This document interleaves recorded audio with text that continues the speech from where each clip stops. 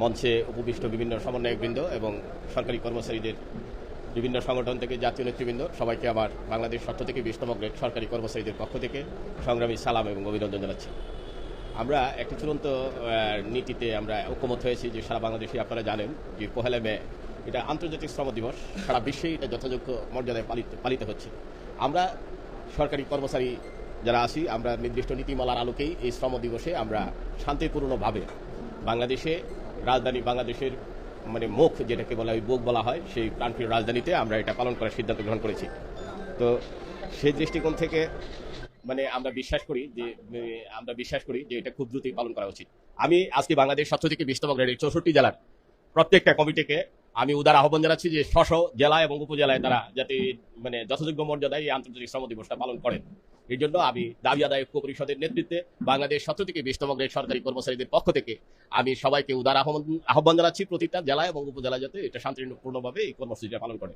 আর আমরা যারা আজকে এখানে একত্রিত হয়েছি সবাই মিলে আমরা ঢাকার যে আমার প্রাণপ্রিয় সমন্বয়ক সহ যারা আছেন তারা সবাই বলেছেন যে ঢাকার প্রেস ক্লাবে এটা আমরা শুরু করব সকাল 10টায় শুরু করব, এরপরে আমরা গিয়ে শেষ করবো, শাহবাগে গিয়ে শেষ করবো এবং ওইখানে বক্তব্য হবে, এরপরে আমাদের আলাপ আলোচনা। সংগ্রামী প্রিয় ভাই বোনেরা, আপনারা জানেন যে আমরা দীর্ঘদিন ধরে সরকারের সাথে আছি। বিগত 17 বছর আমরা জুলুম নির্যাতিত এক আমলাতান্ত্রিক হয়রানির মাধ্যমে ছিলাম। ভেবেছিলাম যে আমরা যে সরকার বৈষম্য নিরসনকল্পের যে সরকার প্রতিষ্ঠিত হয়েছিল সেই সরকার আমাদের দাবিগুলো পূরণ করবেন, কিন্তু উনিও হয়তো বা কোনো কারণে পারেননি।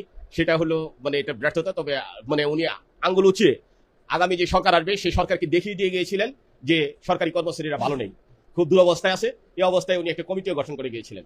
সেই কমিটির প্রকালনে আজকে যে নির্বাচিত সরকার হয়েছেন, আমাদের যে বর্তমান মাননীয় প্রধানমন্ত্রী, ওনার যে নির্বাচনী ইশতেহার, এই নির্বাচনী ইশতেহারে উনি উল্লেখ করেছিলেন যে আমাদের পে স্কেল দিবেন উনি সরকারে এসে।